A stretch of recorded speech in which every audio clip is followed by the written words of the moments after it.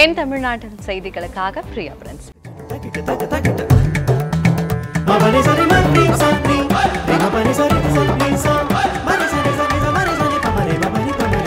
என் தமிழ்நாடு. இனி விரிவான செய்திகளை காணலாம். டெல்டா மாவட்டங்களில் 5 ஆண்டுகளாக நடைபெறாத குறுவையை இந்த ஆண்டாவது மேற்கொள்ள தமிழக அரசு உரிய நடவடிக்கை எடுக்க வேண்டும் என்று விவசாயிகள் கோரிக்கை விடுத்துள்ளனர். இது தொடர்பான ஒரு செய்தி தொகுப்பை தற்போது காணலாம். ஜூன் 12 டெல்டா மாவட்ட விவசாயிகளின் வாழ்நாளில் மிக முக்கியமான நாள். ஒவ்வொரு ஆண்டும் அன்றுதான் டெல்டா பாசனத்திற்காக மேட்டூர் அணை திறக்கப்படும். ஆனால் மேட்டூரில் போதிய அளவு நீர் கையிருப்பு இல்லாததால் கடந்த சில ஆண்டுகளாக ஜூன் 12 அணை திறக்கப்படவில்லை. இதனால் குறுவை சாகுபடியும் நடைபெறவில்லை. இந்த நிலையில் இந்த ஆண்டும் ஜூன் 12 மேட்டூர் அணையை திறப்பதற்கான வாய்ப்பு இருப்பதாக தெரியவில்லை. இதனால் டெல்டா விவசாயிகளின் குறுவை சாகுபடி இந்த ஆண்டும் கனவாகவே உள்ளது. இன்னைக்கு என்ன சரியான பருவமழை இல்லை. மேட்டூர் டேமில் எப்பொழுதும் வழக்கமாக திறக்க வேண்டிய ஜூன் 12 திறக்க வேண்டிய தண்ணி திறக்க முடியல. அங்கே தண்ணி கிடையாது. மத்திய அரசு கர்நாடகத்திலேருந்து வாங்கி கொடுக்க வேண்டிய தண்ணியும் தமிழ்நாட்டுக்கு தரமாட்டுறாங்க. மத்திய அரசும் அதை வலியுறுத்த மாட்டுறாங்க. இந்த முறையாவது போன தரையாவது பாலைவனமாக போகாமல் இந்த தரையாவது ஜூன் 12க்கு இந்த விவசாயிகளுக்கு தண்ணி கொடுத்தாங்கனாக்கா விவசாயம் பண்ண கொஞ்சம் ஏதுவாக இருக்கும். விவசாயிகளுக்கு ஒரு நல்லதாக இருக்கும். ஜூன் மாதம் 12 தண்ணி திறக்கணும். அப்படி தண்ணி திறந்தால் தான் இங்கே விவசாயம் பண்ண முடியும். இப்போ தண்ணியெல்லாம் பார்த்தீங்கன்னு வச்சிக்கலாம், நிலத்தடி நீரெல்லாம் கீழே போயிடுச்சலாம். ஆடு மாடு கூட தண்ணி இல்லாமல் சாவு இன்னைக்கு அதிகமாகிட்டு இருக்குது. குடிக்க ஒரு தண்ணி கிடையாது, ஆடு மாடு தண்ணி கிடையாது. ஒரு மரம் செடி தென்னை மரமாக பார்த்தீங்கன்னா எல்லாமே பட்டு போச்சு. காரணம் தண்ணி இல்லாதான் காரணம். தற்போது மத்திய அரசுடன் நிலவும் இணக்கமான சூழ்நிலையை பயன்படுத்தி கர்நாடகாவிடம் பேசி தமிழகத்திற்கு தண்ணீர் கிடைக்க உரிய நடவடிக்கை எடுக்க வேண்டும் என்ற வேண்டுகோளை தமிழக அரசிற்கு விவசாயிகள் முன்வைக்கின்றனர். இந்த ஆண்டை பொறுத்தவரையில் இப்போ மாநில அரசு மத்திய அரசோட கொஞ்சம் இணக்கமாக போயிட்டு இருக்காங்க. அப்போ இணக்கமாக போகிற சூழ்நிலையில் மத்திய அரசுக்கிட்ட கொஞ்சம் வற்புறுத்தி விவசாயத்துக்கு தண்ணீர் பெற்று தருவதற்கான நடவடிக்கையை மேற்கொண்டாதான் இன்னமும் சொல்லணும்னா விவசாயத்துக்குங்கிறதோட குடிநீருக்கே பஞ்சம் கொஞ்சம் பிரச்சனையாக இருந்துகிட்டு இருக்கு. அதனால் இப்போ தென்மேற்கு பருவமழை ஆரம்பிக்க போகுதுங்கிறத ஒரு செய்தி சந்தோஷம் அளித்தாலும் எங்களுக்கு அவங்க கர்நாடகத்திலேருந்து தண்ணி விடுவாங்களாங்கிற ஒரு அச்ச உணர்வு விவசாயிகள் மத்தியில் இருந்துகிட்டு இருக்கு. அதை போக்குவதற்கான நடவடிக்கையை மாநில அரசு மேற்கொள்ளணும். இந்த ஆண்டு குறுவை சாகுபடி நடைபெற்றால்தான் டெல்டா விவசாயிகளின் வாழ்வாதாரம் பாதுகாக்கப்படும். அதே சமயம் குறுவை சாகுபடிக்கு தேவையான விதை, இடுபொருட்கள், உரங்கள் உள்ளிட்ட பொருட்களை முழு மானியத்தில் வழங்க வேண்டும் என்றும் விவசாயிகள் வலியுறுத்துகின்றனர். இவங்க கொடுத்துருக்கிற இந்த நிவாரணமெல்லாம் பல வகையிலையும் இது போதாத நிலைமையில அவங்க தொடர்ந்து சாவின் விளிம்புக்கு சென்று கொண்டிருக்கிற நேரில் அவங்க காப்பாற்ற ஒரே வழி கர்நாடகாட்ட மத்திய அரசு மூலமாக இவங்க பேசி தண்ணீரை பெற்று நடப்பு ஆண்டில் குறுவை சாகுபடியை செய்யறதுக்கு உதவி செய்யணும். இதை உடனடியாக மாநில அரசு செய்யாவிட்டால் விவசாயிகளுடைய சாவு எண்ணிக்கை அதிகமாகிட்டு இருக்கும். அதே நேரத்தில் மறுபடியும் வறட்சி நிவாரணம் மாதிரி குறுவைக்கு ஒரு நிவாரணம் கொடுக்க வேண்டிய ஒரு கட்டாயம் மாநில அரசுக்கு ஏற்படும். காவிரி டெல்டாவில் கடந்த 5 ஆண்டுகளாக நடைபெறாத குறுவை சாகுபடி இந்த ஆண்டு நடைபெறுமா என்பது தமிழக அரசின் கையில் இருப்பதாக தெரிவிக்கின்றனர் விவசாயிகள். இப்போ தென்மேற்கு பருவமழை கர்நாடக மாநிலத்தில் தொடங்கியிருக்கிறதுனால அங்கே தண்ணீரின் வரத்து அதிகமாக இருப்பதனாலும் தமிழக அரசு மத்திய அரசிடம் ஒரு இணக்கமான சூழ்நிலை இருப்பதாலும் தமிழகத்திற்கு கிடைக்க வேண்டிய தண்ணீரை பெற்று தந்து இந்த குறுவை சாகுபடி நடத்த வேண்டும் என ஒட்டுமொத்த விவசாயிகளும் கோரிக்கை வைத்துள்ளனர். இலக்கியா, நியூஸ் 7 தமிழ், திருவாரூர். வரும் 1 முதல் ஆதார் அடையாள அட்டை இருந்தால் மட்டுமே மானிய விலையில் உரம் வழங்கப்படும் என மதுரை மாவட்ட ஆட்சியர் உத்தரவால் விவசாயிகள் அதிர்ச்சி அடைந்துள்ளனர். இதுகுறித்து வெளியிடப்பட்ட அரசாணையில் மத்திய வேளாண் அமைச்சகம் தமிழக வேளாண் துறையுடன் இணைந்து வரும் ஜூன் 1 முதல் விவசாயிகள் தங்கள் ஆதார் எண்ணுடன் கைரேகையை விற்பனை எந்திரத்தில் பதிவு செய்து உரம் வாங்கும் முறையை அமல்படுத்தப்பட உள்ளதாக குறிப்பிடப்பட்டுள்ளது. மேலும் ஜூன் 1 முதல் உரம் வாங்க வருபவர்கள் தங்களின் ஆதார் எண் விவரங்களை அளித்து கைரேகையை பதிவு செய்ய வேண்டும் என்றும் அறிவுறுத்தப்பட்டுள்ளது. இரண்டும் ஒத்திருந்தால் மட்டுமே விற்பனை இயந்திரம் மூலம் உரம் வாங்க முடியும் எனவும் தெரிவிக்கப்பட்டுள்ளது. இது அந்த பகுதி விவசாயிகள் இடையே பெரும் அதிர்ச்சியை ஏற்படுத்தியுள்ளது. 100 நாள் வேலை திட்டத்தை 150 நாட்களாக நீட்டிக்க வலியுறுத்தி திருவாரூர் அருகே சிபிஎம் கட்சியினர் 2வது நாளாக திருவோடு ஏந்தி காத்திருப்பு போராட்டத்தில் ஈடுபட்டனர். திருவாரூர் மாவட்டத்தில் மார்க்சிஸ்ட் கம்யூனிஸ்ட் கட்சியினர் மத்திய மாநில அரசுகளை கண்டித்து 2வது நாளாக தொடர் காத்திருப்பு போராட்டத்தில் ஈடுபட்டனர். கூடூரில் நடைபெற்ற இந்த போராட்டத்தில் 100 நாள் வேலை திட்டத்தில் நிலுவையில் உள்ள சம்பள பாக்கியை உடனடியாக வழங்க வேண்டும், 100 நாள் வேலை திட்டத்தை 150 நாட்களுக்கு விரிவுபடுத்த வேண்டும் மற்றும் அனைத்து விவசாயிகளின் கடனை தள்ளுபடி செய்ய வேண்டும் என்பன உள்ளிட்ட கோரிக்கைகளை வலியுறுத்தி முழக்கங்கள் எழுப்பப்பட்டன. உடனடியாக நிறைவேற்ற வேண்டிய தண்ணீர் பிரச்சனை, ரேஷன் கடைகளிலே ஏற்பட்டிருக்கிற அந்த ரேஷன் பொருட்கள் தட்டுப்பாடு, அதேபோல மது கடையை உடனடியாக மூடுவது போன்ற அந்த கோரிக்கைகளை உடனடியாக எழுத்துப்பூர்வமான வாக்குறுதி அளித்தால் மட்டுமே இந்த தொடர் காத்திருப்பு போராட்டத்தை நாங்கள் விலக்கிக் கொள்வது பற்றி பரிசீலிக்க முடியும். அதற்கான உத்தரவாதம் எழுத்துப்பூர்வமாக அவர்கள் அளிக்கவில்லை என்று சொன்னால் இந்த தொடர் காத்திருப்பு போராட்டத்தை தொடர்ந்து நடத்துவோம். டாஸ்மாக் கடை அகற்ற வலியுறுத்தி கோவையின் பல்வேறு பகுதிகளில் பொதுமக்கள் போராட்டம் நடத்தினர். கோவை சிங்காநல்லூர் பகுதியில் புதிதாக அமைந்துள்ள மதுக்கடையை அகற்ற கோரி விவசாய சங்கத்தினர் மற்றும் அரசியல் கட்சியினர் சாலை மறியலில் ஈடுபட்டனர். சிங்காநல்லூர் பகுதியில் இருந்து வெள்ளலூர் செல்லும் சாலையில் உள்ள விவசாய பகுதியில் புதிதாக அமைந்துள்ள மதுக்கடையை அகற்ற கோரி சாலை மறியல் போராட்டம் நடைபெற்றது. இதில் தமிழ்நாடு விவசாய சங்கத்தினர், திமுக மற்றும் சிபிஎம் கட்சியினர் மற்றும் பொதுமக்கள் என சுமார் 70க்கும் மேற்பட்டோர் கலந்து கொண்டனர். போராட்டத்தில் ஈடுபட்டவர்களுக்கும் காவல்துறைக்கும் இடையே வாக்குவாதம் முற்றி லேசான தள்ளுமுள்ளு நடைபெற்றது. விரைவில் மதுக்கடை அகற்ற நடவடிக்கை எடுக்கப்படும் என உறுதியளித்ததன் பேரில் போராட்டம் கைவிடப்பட்டது. இதேபோல் கோவையில் இரக்கூர் பேரூராட்சி ஏஜி புதூர் பகுதியில் அமைந்துள்ள மதுக்கடையை மூடக்கோரி சிறுவர்கள், பெண்கள் உட்பட 100க்கும் மேற்பட்டோர் மதுக்கடையை முற்றுகையிட முயன்றதால் பரபரப்பு ஏற்பட்டது. அதேபோல் அங்குள்ள மாணிக்கம் நகர் பகுதி கடையையும் அகற்ற வலியுறுத்தி பெண்கள், சிறுவர்கள் என பல்வேறு தரப்பினரும் கடையை முற்றுகையிட்டு போராட்டம் நடத்தினர். 30 நாட்களுக்குள் கடை மூடப்படும் என அதிகாரிகள் தொலைபேசி வாயிலாக உறுதியளித்ததன் பேரில் போராட்டம் கைவிடப்பட்டது. ஒயின் ஷாப் இருக்கிறனால ஸ்கூலுக்கு யாரும் போகிறது இல்லைங்க. பசங்க இங்கே வந்து பாட்டில் பொறுக்கிறனால காசு கிடைக்குது. அதனால் வீட்டில் பேரண்ட்ஸு கொடுக்குறது இல்லைங்க. அவங்க அப்பாங்களே வந்து குடிச்சிட்டு போகிறனால எவனும் கொடுக்குறது இல்லைங்க. அதனால் பசங்க பாட்டில் பொறுக்கு போய் அவங்க அம்மாங்களுக்கு காசு கொடுத்து போகிறாங்க. ஸ்கூலுக்கு யாரும் போகிறது இல்லைங்க. பாத்ரூம் ஃபெசிலிட்டி இல்லைங்கிறனால இங்கே தான் காட்டுக்கு வருவாங்க லேடிஸ் எல்லாம். அப்போ குடிச்சிட்டு இந்த சைடு வந்து ரொம்ப கலாட்டா பண்ணுறாங்க. நிறையா லேடிஸை கை பிடிச்சிடுது ரொம்ப பெரிய பிரச்சனையெல்லாம் ஆயிருக்குங்க. எல்லாத்துக்கும் காரணம் இந்த டாஸ்மாக் தாங்க. இங்கே தான் வெளிக்கு வருவோம். இங்கே வரும்போது வந்து ஆம்பளைங்களை குடிச்சு போட்டு அப்படியே வர்றது, நாங்கள் எங்களை பார்த்தவங்க கூட எந்திரிக்கிறது இல்லை, அப்படியே கொண்டுக்கிறது. இங்கே குடிச்சிட்டு தான் வர்றாங்க. இங்கே கடை வச்சுருந்தாங்க. இங்கே வந்து வைக்கும்போது எல்லாம் இன்சைடாக தான் வர்றாங்க குடிக்கிறதுக்குங்க. நாங்கள் ஸ்கூலுக்கு போயிட்டு பஸ் இறங்கி வரும்போது எல்லாம் பைக்கிலலாம் நிற்கிதுங்க. நாங்கள் பயந்துட்டு அங்கே நின்று நாங்கள் வர்றதே இல்லைங்க. தமிழகம் முழுவதும் டாஸ்மாக் கடையை அகற்ற வலியுறுத்தி பல்வேறு இடங்களில் இன்றும் போராட்டம் நடைபெற்றது.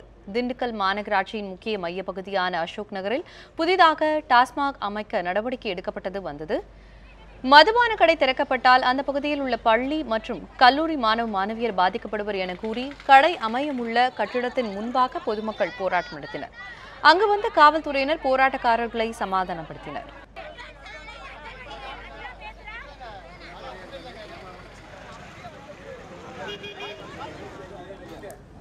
இதேபோல் கும்பகோணம் அருகே விதிமுறைகளை மீறி அரசின் நிதியுதவி பெற்று கட்டப்பட்ட தனியார் கட்டிடத்தில் இயங்கி வரும் மதுபான கடையை உடனே அகற்ற வேண்டும் என அந்த பகுதி மக்கள் வலியுறுத்தினர். அரசின் நிதி உதவியுடன் கட்டிய கட்டிடத்தில் குடியிருக்காமல் மாதம் 30,000 ரூபாய்க்கு வாடகை பெறப்படுவதால் கடையை உடனே அகற்ற வேண்டும் என்றும் அந்த பகுதி மக்கள் கோரிக்கை விடுத்துள்ளனர். பசுமை வீடு திட்டத்தின் கீழ் வீடு அலாட் ஆனது. அதை சத்திய சுகந்தி பேரில் டாக்குமெண்ட் இருந்து வேற ஆள் பேரில் பசுமை திட்டத்தில் கீழே பணம் லோன் வாங்கி கட்டியிருக்காங்க. அதையும் அப்படி பயன்படுத்தாமல் அதை டாஸ்மாக் கடை வச்சு மாதம் 30,000 வாடகைக்கு விட்டு சம்பாதிக்கிறாங்க. இது பொதுமக்களுக்கும் எல்லாருக்கும் பாதிக்குது. இந்த மனைப்பிரிவில் வீடு வாங்கினவங்களுக்கும் வீடு கட்டி குடி வர்றதுக்கு இடைஞ்சலாக இருக்குது.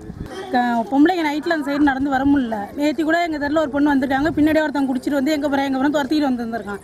இங்கே ஆற்றுல தண்ணி வந்துட்டு எல்லாம் குளிக்கிற இடம் இதான். எங்களுக்கு தேவையில்லாமல் அடிக்கடி ஆக்சிடென்ட் ஆகுது. கடை திறந்து ஓப்பன் பண்ணி மறுநாளே ஆக்சிடென்ட் ஆச்சு. இங்கே அரியலூர் மாவட்டம் ஜெயங்கொண்டம் அடுத்த தாப்பழூர் அருகே கோடாலி கிராமத்தில் இயங்கி வரும் டாஸ்மாக் கடையை அகற்ற வலியுறுத்தி அந்த பகுதி மக்கள் பலமுறை போராட்டம் நடத்தியுள்ளனர். எனினும் உரிய நடவடிக்கை எடுக்கப்படாததால் ஆத்திரமடைந்த அந்த பகுதி மக்கள் கடை முன்பாக அமர்ந்து போராட்டத்தில் ஈடுபட்டனர். உடனடியாக அங்கு வந்த வட்டாட்சியர் 7 நாட்களுக்குள் கடை அகற்றப்படும் என உறுதியளித்ததை அடுத்து அனைவரும் கலைந்து சென்றனர்.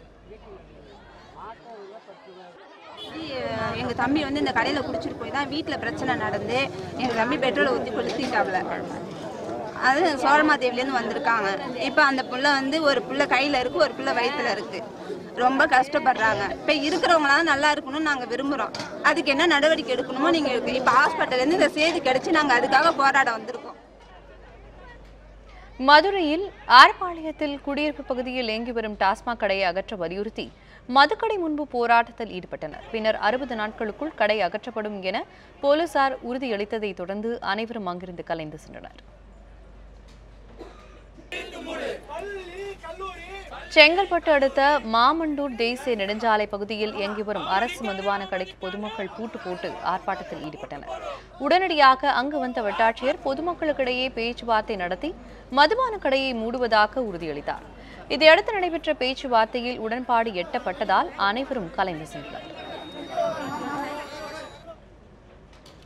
ஆரணி நகராட்சி அலுவலகத்தில் பணிபுரியும் ஊழியர்கள் சிலர் பணி நேரத்தில் இருக்கையில் தூங்குவது உள்ளிட்ட மெத்தன போக்கில் ஈடுபட்டு வருவது அந்த பகுதி மக்களிடையே கடும் அதிருப்தியை ஏற்படுத்தியுள்ளது. திருவண்ணாமலை மாவட்டம் ஆரணி நகராட்சியில் 33 வார்டுகள் உள்ளன. இந்த பகுதி மக்கள் பல்வேறு பிரச்சனைகள் தொடர்பாக மனுக்களை அளிக்க நகராட்சிக்கு வருவது வழக்கம். இவற்றை பெறும் அதிகாரிகள் மெத்தன போக்கில் பணியாற்றுவதாக பொதுமக்கள் குறை கூறி வந்தனர். இந்த நிலையில் அந்த அலுவலகத்தில் பணியாற்றும் பிச்சாண்டி என்ற அதிகாரி பணி நேரத்தின் போது இருக்கையில் படுத்தபடி மனுக்களை பெற்றுள்ளார். இதேபோன்று அங்கு பணிபுரியும் பெண் ஊழியர்கள் சிலரும் இருக்கையில் அமர்ந்தபடி தூங்குகின்றனர். இதை கண்ட பொதுமக்கள் அதிர்ச்சி அடைந்தனர். இதுகுறித்து மாவட்ட நிர்வாகம் உரிய நடவடிக்கை எடுக்க வேண்டும் என சமூக ஆர்வலர்கள் வேண்டுகோள் விடுத்தனர்.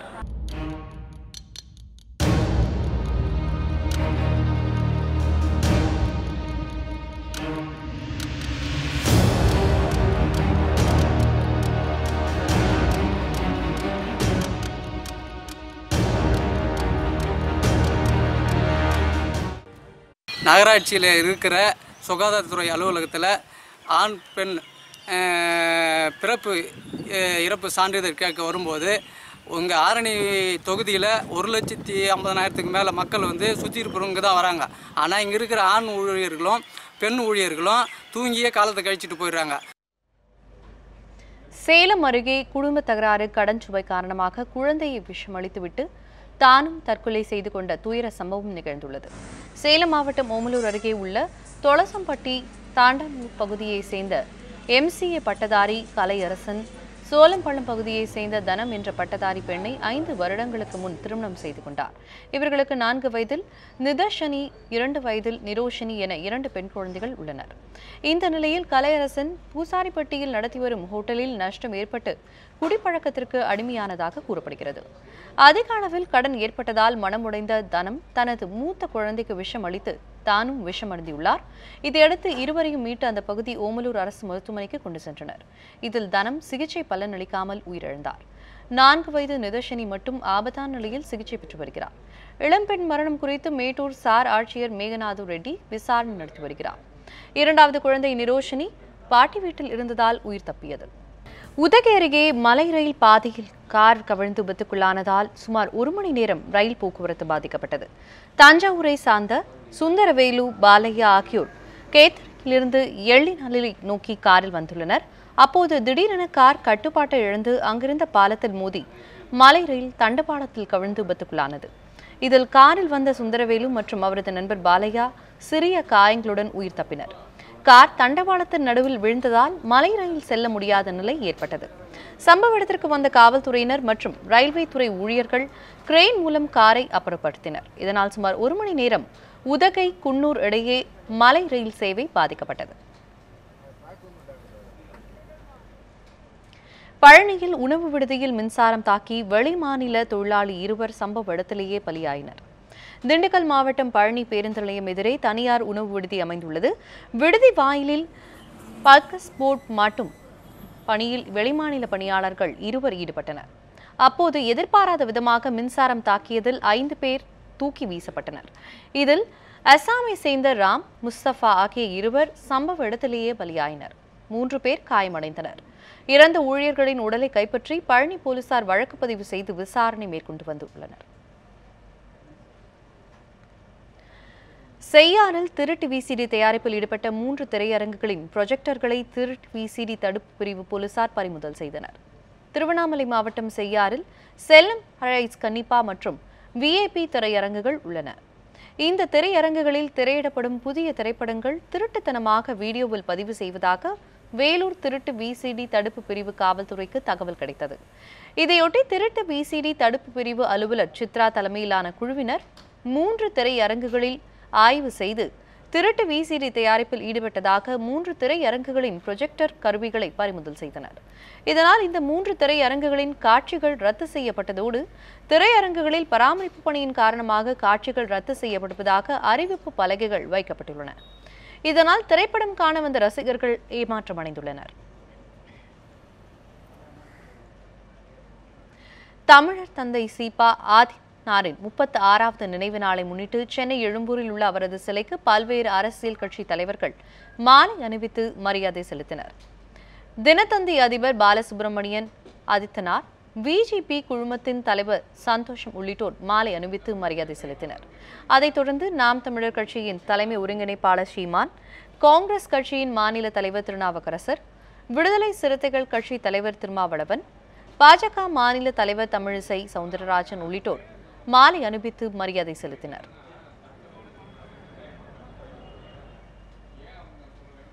அரியலூர் அருகே லாரி மோதி பெண் பலியானதால் ஆத்திரமடைந்த பொதுமக்கள் சாலை மறியலில் ஈடுபட்டனர். அரியலூர் மாவட்டம் வீக்கைக்காட்டி அருகே கருப்பையா என்பவர் தனது மனைவி சந்திராவுடன் இருசக்கர வாகனத்தில் சென்று கொண்டிருந்தார். அப்போது வீக்கைக்காட்டி அருகே சாலை ஓரத்தில் வாகனம் நிறுத்தி தேநீர் அருந்த நின்றுள்ளனர். அப்போது அந்த வழியாக வந்த டிப்பர் லாரி இருவர் மீது மோதியது. இதில் கருப்பையா படுகாயமடைந்தார். சந்திரா லாரியின் சக்கரத்தில் சிக்கி பலியானார். இதனால் ஆத்திரமடைந்த உறவினர்கள் லாரியின் கண்ணாடியை அடித்து உடைத்தனர். தொடர்ந்து சாலை மறியலிலும் ஈடுபட்டனர்.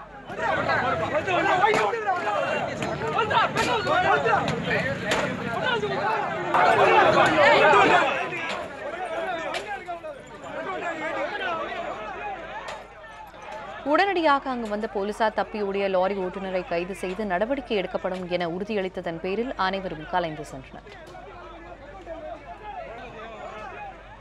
எல்லை தாண்டி மீன் பிடித்ததாக இலங்கை கடற்படையால் தமிழக மீனவர்கள் 6 பேர் கைது செய்யப்பட்டுள்ளனர்.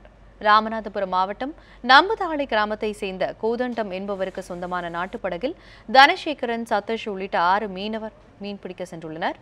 பாக்சலசந்தி பகுதியில் மீன்பிடித்துக் கொண்டிருந்த அவர்களை இலங்கை கடற்படையினர் பிடித்து சென்றுள்ளனர். மேலும் கைது செய்யப்பட்ட மீனவர்களிடம் இருந்து படகினையும் அதிகாரிகள் பறிமுதல் செய்துள்ளனர்.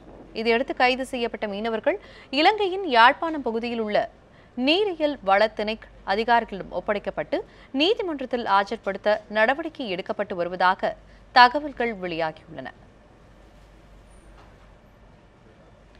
செங்கம் பகுதியில் விளைச்சலுக்கு சாத்தியமில்லை என்று கூறப்பட்ட பன்னீர் திராட்சையை விளைவித்து முதுகலை பட்டதாரி இளைஞர் ஒருவர் சாதனை படைத்திருக்கிறார். அது பற்றிய ஒரு செய்தி தொகுப்பை தற்போது பார்க்கலாம். திருவண்ணாமலை மாவட்டம் செங்கம் பகுதியில் கடந்த பல ஆண்டுகளாக நிலவிய கடும் வறட்சியின் காரணமாக சுமார் 15,000 ஏக்கர் விவசாய நிலங்கள் வெறும் நிலங்களாக மாறிப்போனது. வறட்சியால் பலர் விவசாயத்தை கைவிட்ட நிலையில் மாற்றுப்பயிர் மூலம் விவசாயத்திற்கு உயிர் கொடுத்திருக்கிறார் அமர்நாதபுதூர் கிராமத்தைச் சேர்ந்த விஜயரங்கன். MSc பயோடெக்னாலஜி படித்த அவர் தன்னுடைய விடாமுயற்சி மற்றும் தன்னம்பிக்கையால் வெற்றிகரமாக பன்னீர் திராட்சையை விளைவித்திருக்கிறார். தழை வண்டல் மண் எல்லாம் கொட்டி ஒரு 2 மாதம் மக்கு விட்டுட்டு அதுக்கப்புறம் வந்து பார்த்தீங்கன்னா இந்த கன்று எடுத்துன்னு வந்து தேனி மாவட்டத்துலேருந்து நட்டு திண்டுக்கல் தேனி இந்த 2 இடமும் எடுத்துன்னு வந்து நான் நட்டு இது வந்து பார்த்தீங்கன்னா ஒரு வருஷமாக இதை வந்து ஒரு வருஷமாக வந்து நாங்கள் அதிகபட்சமாக ஒரே எங்கேயும் வேலைக்கு போகாத இங்கேயே இருந்து அதை பராமரித்து பண்ணி இது வந்து நாங்கள் ஒரு வருஷமாக இப்போ வந்து மகசூல் ஸ்டேஜில் வந்து நாங்கள் இன்னும் வச்சிருக்கோம். இங்கே இருக்கு மண் பரிசோதனையின் போது இந்த மண் திராட்சை விளைவிப்பதற்கு ஏற்றதல்ல என தோட்டக்கலை துறையினர் தெரிவித்த பின்னரும் தன்னுடைய முயற்சியை விஜயரங்கர் கைவிடவில்லை. பன்னீர் திராட்சை அதிகமாக விளையும் தேனியில் இருந்து 2 விவசாயிகளை அழைத்து வந்து தனக்கு சொந்தமான நிலத்தை பன்னீர் திராட்சை விளைவிப்பதற்கு ஏற்ற வகையில் பண்படுத்தியுள்ளார். அதைத் தொடர்ந்து ஓராண்டு முடிந்த நிலையில் தற்போது திராட்சை அறுவடைக்கு தயாராகிவிட்டது. கவாத்து வெட்டி நாங்கள் பழம் உற்பத்தி ஆகி வச்சுக்கிறோம்.